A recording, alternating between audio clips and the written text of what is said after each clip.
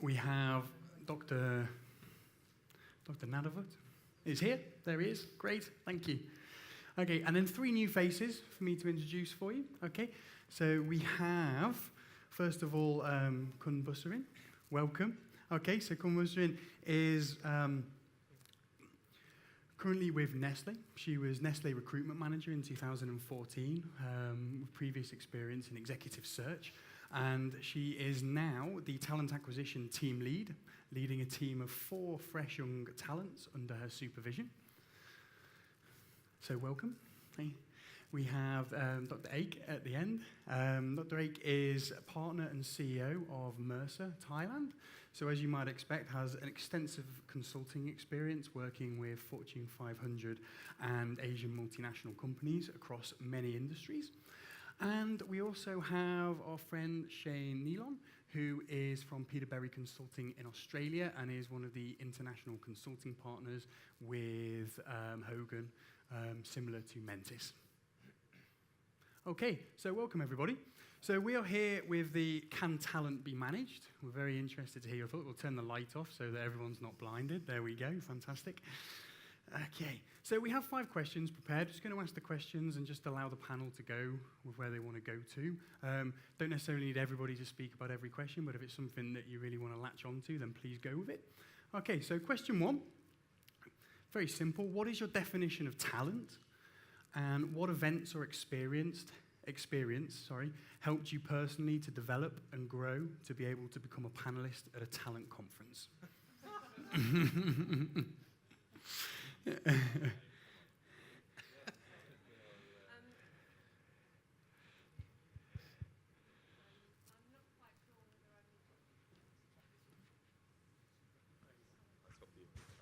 Hello.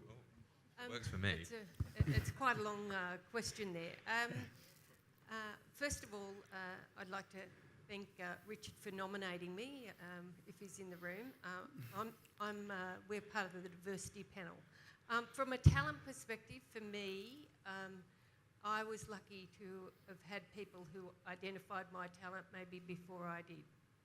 And so it was a baptism of fire, I suppose. Now I have a great passion to work with people and organisations about talent.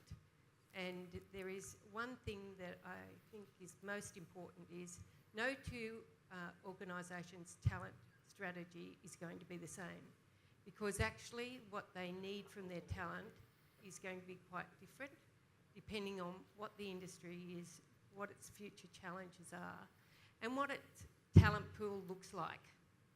Because depending on if you're a miner or a banker, it's a very different approach. Some love data, science, and others not so much. So that's my experience. Okay, thank you very much. Anybody else like to jump in? I'll have a go. Yeah. I don't have any talent. Good. I found that out pretty early in my life. So the reason I consider a panel like this is because talent is when most of my work is in engagement, which you probably figured out earlier. But the reason organisations sometimes can do well, or teams can do well, even when they're not engaged, is because they have tremendously talented people. So talent is my excuse for teams doing well, even when they're not engaged. That's how I explain it. And my definition of talent is, most often what I would say is how good you are, or how people describe you when you're not in the room. So basically, it's how others would think of you when they're not talking to your face.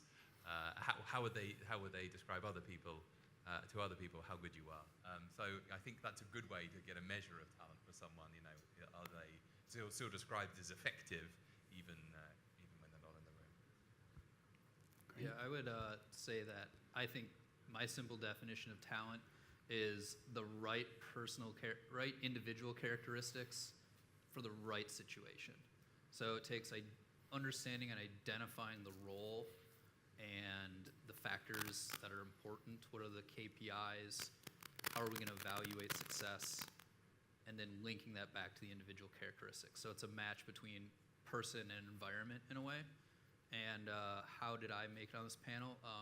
Just by attrition. Tomas left. So. Yeah. That's sometimes how it works, right? Yeah, Next man up.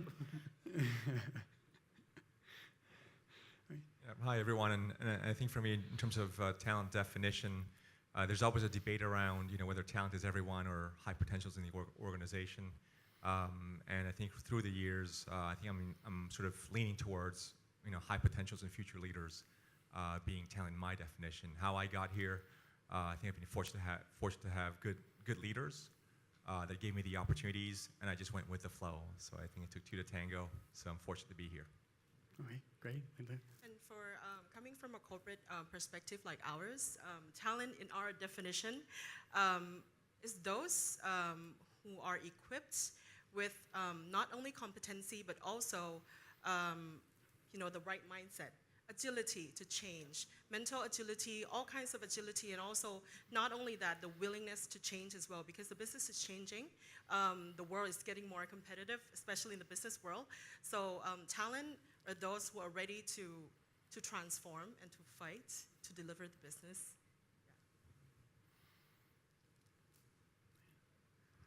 Okay, I think that that kind of question is synced with me quite a while as well. If you ask me, I think talent is a process.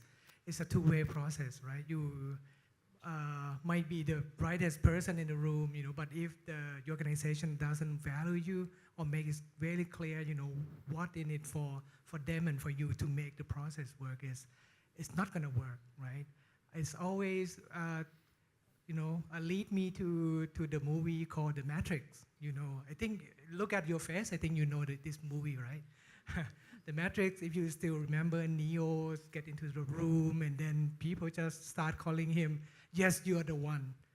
And Neo is kind of, who, me? I'm the one, right? As it seems like even if himself is not convinced that I'm the one. But eventually, the value that he managed to add, and at the end of the day, he convinced himself that, yes, I belong, I'm really the one. That's that really short and unfocused kind of answer for me, with a low on prudence, okay, which is Richard not going to have like that, I'm sure. Thank you, though. Can I add something? So please. Because you've all got good ideas, you just left me thinking something. One of the things we talked about earlier, and it kind of came up through the course of the day, is the idea that talent is performance minus effort. It's how good you are without having to try. And I really like that concept. I hear colleagues at Hogan talking about this a lot, that that's why one of the reasons why very talented people make difficult things look effortless, because they're so good at it, they don't have to put much energy into trying. The one that Tomas uses, which I think is a very good example, is Roger Federer playing tennis. You see him playing tennis, it's like he doesn't look like he's trying very hard. And then you see his opponent who's running around like a maniac, and you're like, oh, you must be really good. So yeah, that's like me trying to play my dad at badminton. I run around like a lunatic, and he's very good. So yes, I think that's another good way to think of what talent is. Okay, fantastic. Thank you very much, everyone. So, a few ideas around definitions of talent. Let's assume then that we have people with what we would say is talent. Can it be managed? And what are the risks of providing too much of a structured approach to talent in organizations? Can I start again? Yeah, please, Lewis. Right? Because I like the sound of my own voice. So yes, I do think talent can be managed. I think being intentional and purposeful about trying to define, understand, and deliver talent into the organization. Ake was talking about the importance of identifying who the greatest potential for future leadership positions are. I think that's really important. The challenge is how the world around us changes what potential looks like. So we're talking about agility here. I'll give you one example which I think is emerging right now, which I think is really interesting. So very often when we talk about learning agility, we think of someone who's able to take on a new task and solve problems in new situations, right? So you're able to absorb information very quickly, usually as a function of cognitive ability, or has a natural tendency to learn. But so I was looking around recently because I think there's an interesting idea that, well, maybe machines will make answers really easy to find. So if you have a complex question or a difficult question right now, you just reach for your phone and you ask Google, which means that really knowing things has less value. So one of the things I think that's really interesting is the idea that being a problem solver actually will be a less valuable skill in the future. Being someone who's able to identify really meaningful, important problems, like say that is the problem we need to fix, is actually a more important skill, or I don't know how to describe it, to have in the future. And I would argue that some of the greatest leaders of our day, or those who are certainly held up in that esteem, Steve Jobs, Elon Musk, Jeff Bezos, the thing that defines them as amazing leaders is they identify the right problems to fix. And then they build a team of people who know how to fix it. Or actually, sometimes the answer is remarkably simple, but they just put their energy or they focus on the right problem. So my point is that right now we tend to think of leaders as people we have to identify as amazing, learning agile problem solvers, etc. I think perhaps in future we'll think of talent differently, particularly leadership talent, as someone who is naturally curious about the world and who is a good problem finder rather than a problem solver. So yes. Yeah. Did I answer your question? Probably not. I just said what I wanted to. Sounded good to me. Sorry. Sounded good. Yeah. I actually think succession planning, regardless of where it is, has a talent focus, because there are key people that make a big difference in organisations. So they are people who have the talent to be a leader in their field, and if they happen to have the talent to lead people as well, then that's fantastic. But as we move forward, I see genuine succession planning and your classic talent program as being quite merged. A lot of our clients are merging them in, and it does very much depend on where the industry they're in and what are the key roles that are going to make a difference, and where do they make the most money? What are the operational imperatives from those people? It's really quite important when you do that succession planning piece around and having enough people to fill that succession, because not everybody's going to stay. Yeah. So, making sure you've covered with a pipeline is very important, particularly in key areas where you've got a very limited candidate pool. I think I'll go next. I think the question is, can talent be managed? I'd say yes, but loosely. I think thinking about I think how we all got here. I don't know whether there was a structured process to it. I think a lot of us sort of in many ways emerged into the roles. We were given opportunities by a good leader that believed in us. But I do believe that it has to be managed. I think the question is, by who?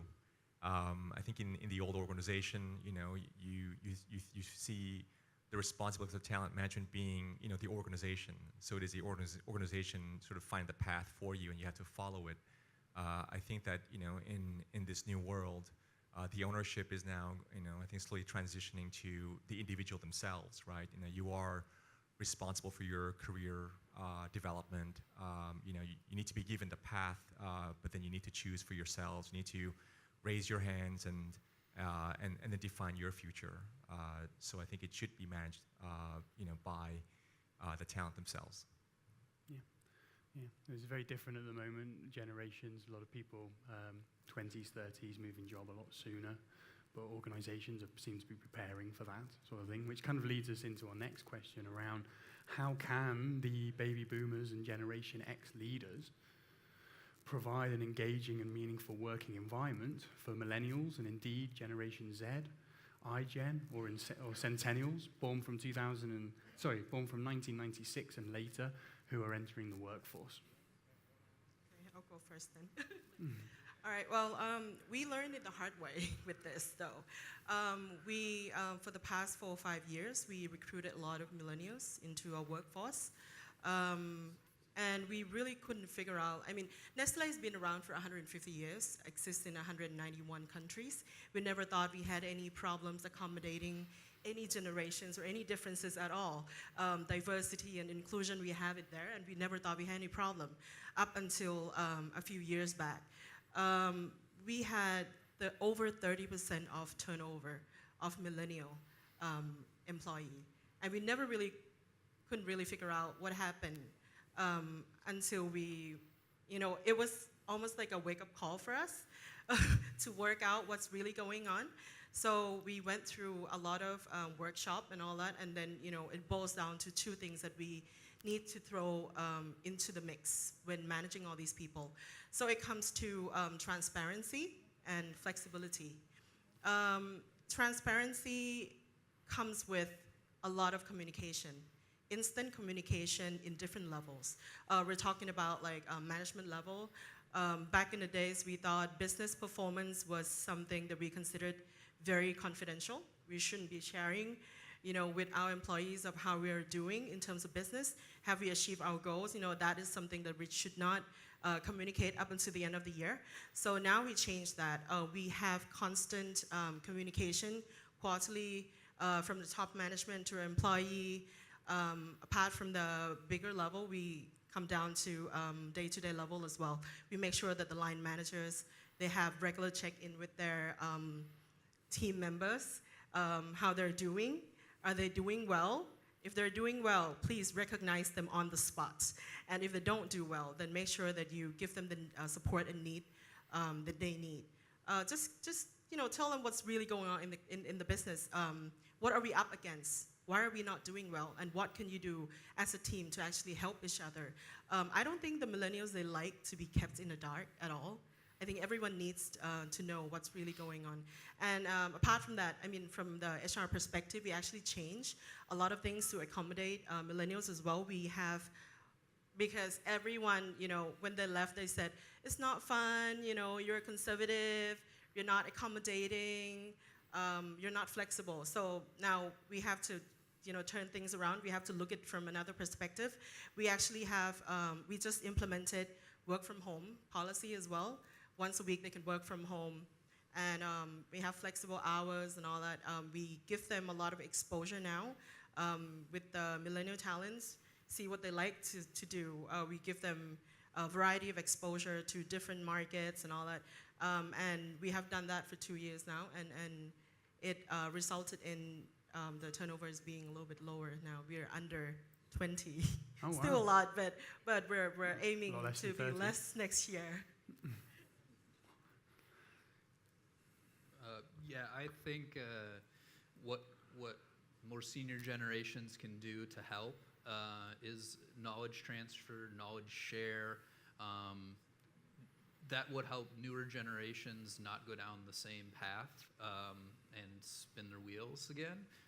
There's nothing new under the sun, as they say, so it's understanding why, to your point, why have we done things the way we've done them, to provide some sense-making, I think, to younger generations, to gain a better understanding of the context, and to be able to then shape the future given new changes that weren't around back then.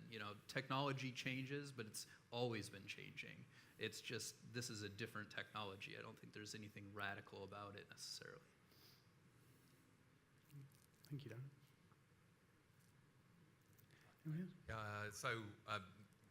The only thing I would say is I think generations across the ages have always had issues and challenges with each other. Like, parents always think their children are a pain in the ass, no matter what generation they come from. So, we have to be careful with how we interpret generational differences. Mercer has an annual study we do called Talent Trends, and one of the last trends that we identified was called Workplace for Me. We find people increasingly want to be able to personalize and customize their experiences at work. And so, what I would say is, we used to think of workers conforming to the needs of others, but actually increasingly people feel that they should be able to personalize their experience, create the kind of experiences they want to have at work. And technology and flexibility provides us with an opportunity to do that. So that's what I would say. I actually think the education system has a lot to do with it as well.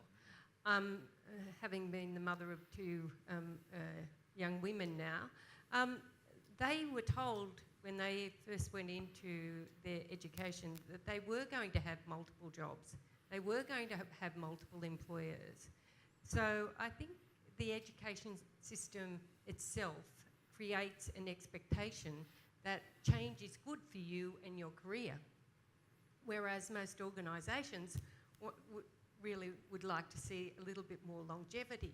So the opportunity and how connected they are with their networks and their colleagues opens up a far more dynamic career opportunities for them, and they feel like they're missing out. Okay, thank you. Anybody else for that answer there? No? Okay, great. Thank you very much, everybody. Moving swiftly on then to the next question, in line with some of the things that have been talked about today. How well do performance management or appraisal systems reflect the need for talent identification and development? And is there a risk of bias in the systems which organisations operate? Absolutely. We've just completed a survey on global talent, and I will arrange for Richard to distribute it when it becomes available in the next probably 20 days. Performance appraisals globally are the most common used instrument for actually talent identification. It's biased because it's a very, very singular view of the person, and the next one actually comes in is a 360 from the data. So it's quite interesting that those two are used, and unilaterally globally a lack of transparency about how organisations use talent, the transparency and understanding of the line management to answer people's questions, and indeed people who are in the talent programs, there's a lack of transparency about what gets them in and generally within the organisation.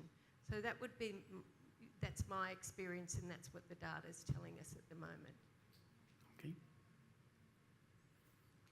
I'd say, in terms of performance management, there's been a lot of discussion and skepticism about the fairness of performance measurements. I think 2015 we had several organizations do away with performance ratings. Many are now they're all coming back because there's not a replacement system yet that's better. I think we all admit that there's bias in the system when it comes to talent identification and providing developmental opportunities. I mean, there's always a gap because performance is supposed to sort of in many organizations measure the achievement of task, and then you exclude behavior from the equation. So I think just by design, you're not sort of looking at the person holistically, but mainly on the task. So that's still a flaw. Now on the flip side, if you combine behaviors into the achievement of work, then there's always room for subjectivity. There's always that room for sort of favoritism in the system. So I don't think there's a great answer out there. I think many organizations are still working at it. I think that what we see progressing is continuous feedback being more applied in organizations. New generation like ratings, interestingly. So when you go to hotels or you take trips, you give them 5 stars. You go to you get off your Uber, you rate how good the driver was, and so I think leading organizations are now applying that in the workplace. So we know Google, after each meeting or each task or each project, the individuals within organizations get rated. And so, every week, every month, every 2-3 days, you get movements in the number of stars you get. And I think that helps with a person's development. I do think that's going to be the future of performance management. That's still emerging. So more often and more frequently. I think that if we're talking about performance management, maybe we can divide it into 3 things. The first one is input, right? Typically, organization talking about, okay, performance, where's my KPI?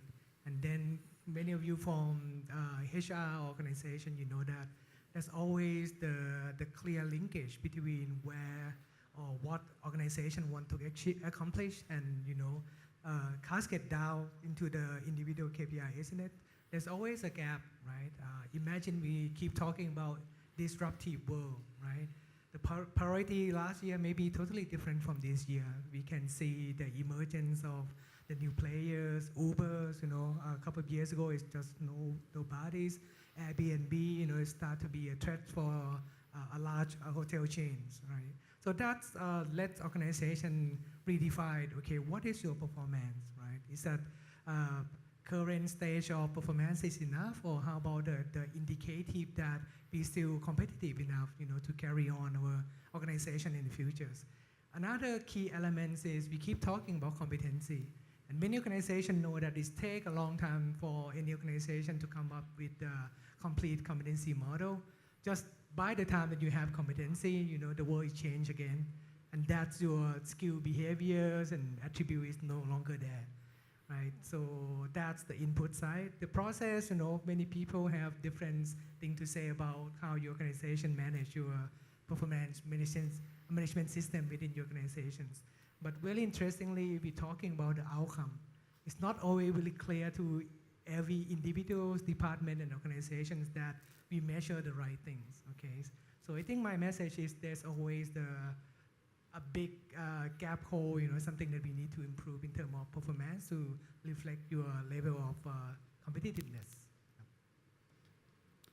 Okay. Well, this morning we had a performance from contestants from Thailand's Got Talent. We're talking about talent. Kun Korn this morning gave us an interesting speech around Thailand needing to compete with its neighbours, compete internationally, expressed some disappointment around where they potentially were right now.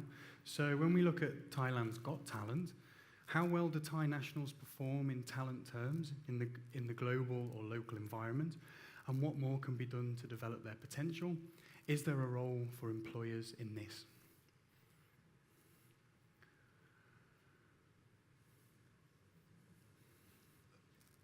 I'll have a start as a Thai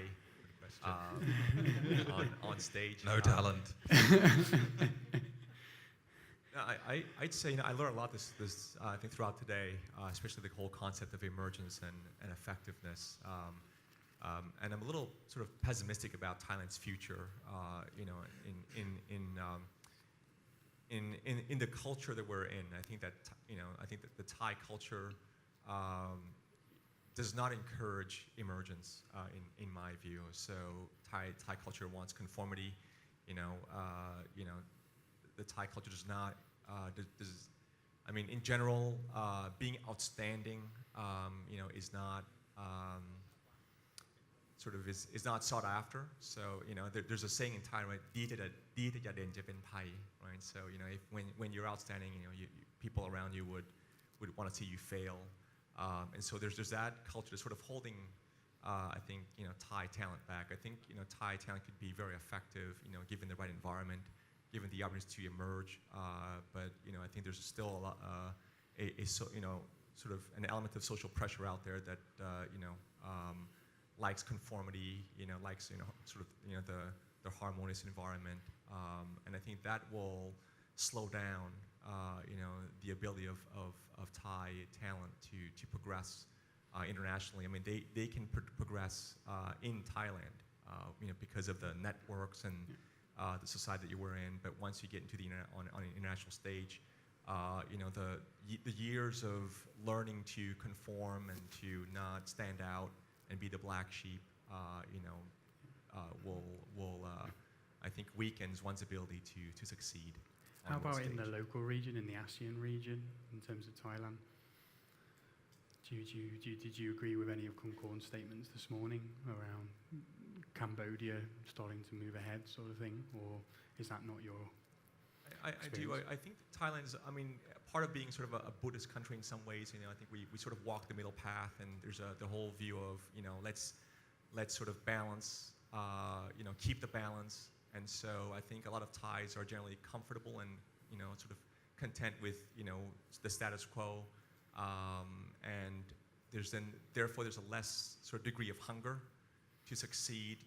We don't see many Thais sort of strive for success, that have that strong passion, and generally you will lose out to those that are willing to go for more, right? And we see neighboring countries that are hungrier, they're ready to compete, to fight, and I think that the norm in Thailand is still we like the way things are. I think there's still fish in the water, as they say. Okay, great. Thank you. I'm glad that you went first, but I want to say I agree with what you're saying.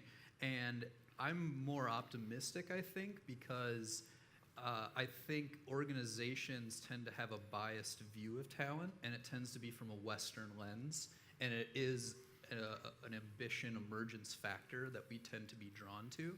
And in fact, I'm just about to publish some research examining different characteristics at a country level in Asia, and trying to understand that the way we tend to view talent is about emergence, and it's a makeup factor. And what really is driving true talent is this element of conscientiousness or prudence. It's those people who get put into leadership positions who are able to understand where effort needs to be placed and where we need to deviate from, are very mindful of a process to get there. People enjoy working with someone who's able to establish a framework and a process, and that's actually a factor that is more elevated in the Thai culture, according to the data we see, versus the emergence factor. So we get blinded and get kind of wowed by the Donald Trumps of the world, who are very good at emerging and very not good at being effective, and it's a makeup factor. So I'm more optimistic, and I think eventually if we can start to reconceptualize what is necessary from a leadership position level, it's quite favorable. It's just a matter of reorienting organizations to view it from a more culturally specific, regionally specific lens of what success and what talent looks like. I just have one thing to add, having been in and out of here for a few years. The precursor to some of these things, I think, is being able to deal better with failure. So if you look at the American, the US economic model, actually business failure is just part of the natural course. A lot of companies go out of business there because they try, and they try, and they try, and eventually you create Google, Facebook, and all these other incredible wealth-generating businesses. But a component of that is being willing to fail, and for the culture then around you to pick you up and try again. And a little bit as what Ake was saying there, I think sometimes, not just in Thailand, but Southeast Asia and Asia more broadly, and frankly the Middle East, has a similar culture. Failure is something to be ashamed of rather than something to learn from. When I think we would all be better served by saying, look, everything is a learning experience. As long as you're learning them, right? Just failing all the time is just failing. But being able to get better every time because maybe it didn't work, I think that's an important test. And I think if that's able to shift in the way that, and I think that's part of the education system massively. And I think also gender difference comes there pretty significantly. If we're able to change the education system in many countries to start people thinking differently about failure and learning, that we would see positive improvement in many places. Great. As a Thai, I feel that I need to add something, but I wish to add about three things, okay, about this. Actually, I really like these questions, Thailand Got Talent. I think it's come down to three things. The first one is skill, right? Second one is mentalities, and the last one is in industry. Skill, of course, when we compare, the learning, the mathematical results around the world, we can clearly see that our education system is not doing very well, right? Our competitiveness in terms of, knowledge and science, technologies, even like the country in these regions is not as good as we used to be. That's something that we need to think really hard, what we really want to do in the futures. Because in the futures, these all our competitors. And if we want to be like the country full of talent, we need to have something to offer to that communities, of course. Secondly, touch a little bit about, like Egg mentioned as well, mentality is something that very challenging, right? We touch upon the Buddhism's cultures and middle path, and I know a lot of very competent and capable persons, when they reach into a certain age, I want to do less now, I want to spend more time with my family, meditate more, something like that. And maybe a Westerner might be wonder like what is going on. Only Thai people know that, okay, maybe you reach to the point that you feel that other priority is more important to you, and that we see a lot of that capable executive as well. The last one is when I look at the industry, right, we in the wave of startups and so forth, but I think that every decades have their own keystone industry, meaning that you need to catch the trends, otherwise, your talent gonna waste, and then, we kind of trying to grab a long industry that is not gonna be significant anymore. Automotive is one of good example. We hold on it for too long, and then we see that electric car is coming, and how about majority of our workforce is gonna do, right? I still see that a keystone industry is still led by foreigner coming to Thailand, right? We might enjoy, and fame and famous about being startup here and there, but the real stuff is still, not quite engaging with the Thai talent. So yes, on one hand, I believe that this is the world of opportunities, but on the other hand, I believe that we still can do a lot of, a better job and trying to catch up with the war of talents. That's my message. Thank you. Well, everybody already said everything. I just want to add a little bit. Although we have sent a lot of talents to different stages regionally, globally and all that, but it's not enough. The problem that we are facing at the moment is on the top management at Nestle are still foreigners, and we just ask ourselves why we don't promote Thai talents. The problem is that we found out that, again, with the culture, we need to crack how we're going to foster that environment and working culture where it is accepted and it is okay to be thrown challenging questions at. People don't get so curious anymore. People stop asking questions.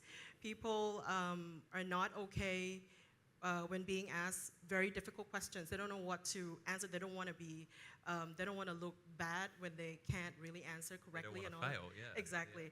Yeah. So we need to, I think it's a responsibility of us as employers to actually how we're going to foster that sort of environment where everyone is open to ask questions or to receive questions or to challenge each other with respectful manner, of course.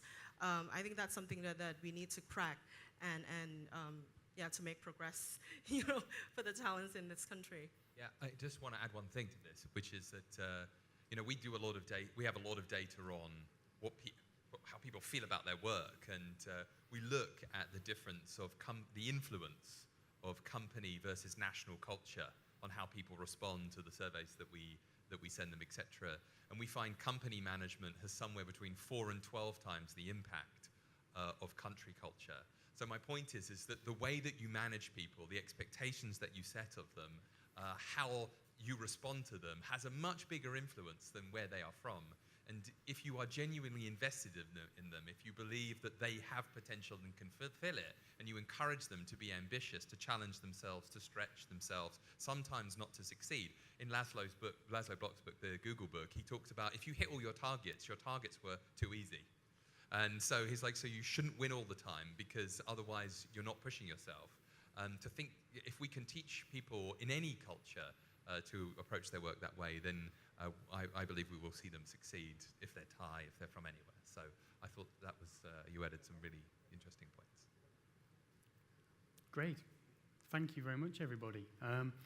Just going to see if there's any questions from the floor to any of our panelists or the panelists at large. Please, we have a Yeah, just shout up.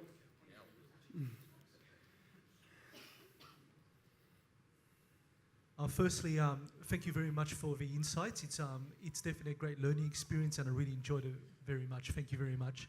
I've actually got a question to Kun Busarin, and maybe also Lewis, you could also chime in. It's about your last point about creating an environment whereby people can actually ask the challenging questions.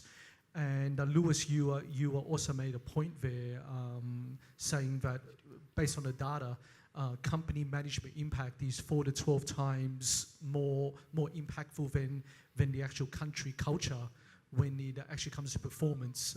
I'm paraphrasing, so please forgive me if I'm wrong.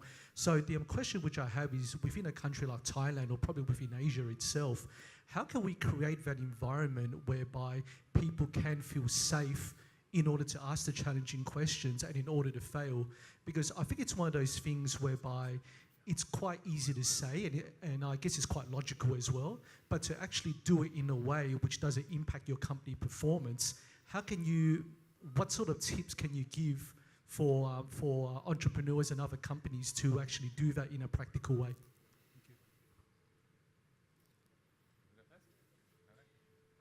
We actually have practiced this coaching for a while now, for 2 years now, because we're going through transformation and we need changes, and we need to hear from other people what they think, and what we're going through, we're not sure what it's going to be. It's like they tell us it's going to be a duck, but we don't know what a duck is going to look like. We don't know if it's going to be white, it's going to be yellow. So there are a lot of questions coming up, and I think this sort of thing, you need to, I think it's the engagement and the understanding of the management will help a lot. So management, they have to, we have this thing in Nestle, we call it practice what you preach. So if you preach changes, you preach challenging environment, you have to take it. So we have set our top management as good examples. So we will have a coffee talk or a small focus group and all that, where we put in challenges in our company and ask them open questions and all that. And then more and more that we kind of encourage this sort of behavior, is more accepted. So I think you have to start somewhere. You have to set an example. And then once people get used to that, it will become the environment that you need. We're not there 100%, but it's more and more that people ask you challenging questions and you don't get offended. I got asked challenging questions from my team all the time. So my response is,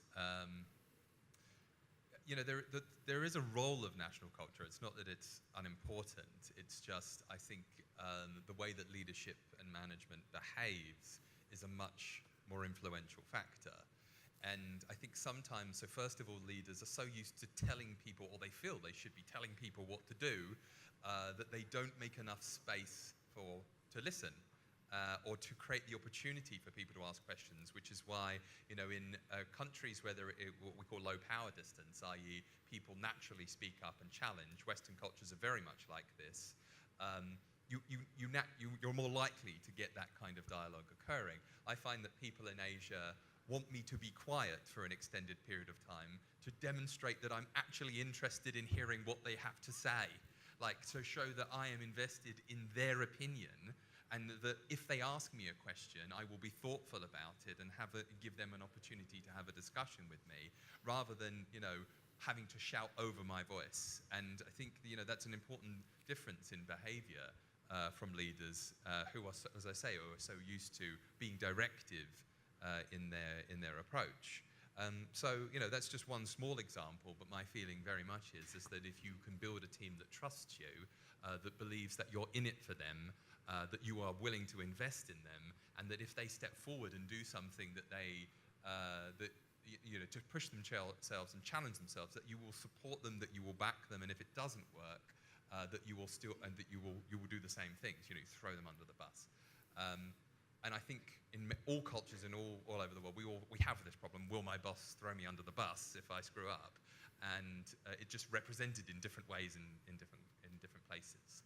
So, I do genuinely think that leaders, choosing the right person for the leadership position and how that person shows up is the key driver to enabling these kinds of cultures to occur.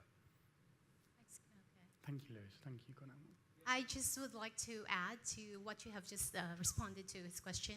My name is Rhea, and I happened to work with a client recently, and it's about, it's a semi-government, where I am working currently is something like somehow Asia. I'm Asian, I'm Filipino, okay? So I understand how bosses and, staff work, okay? And I was actually approached one time by a CEO in Oman, and he asked me, he's a foreigner, by the way, he's a European, and asked me, Ree, I'd like you to tell me or advise me, how do I manage a staff where I feel like I've got 2 or 3 Asian staff, and I feel like as if they're afraid to ask me questions.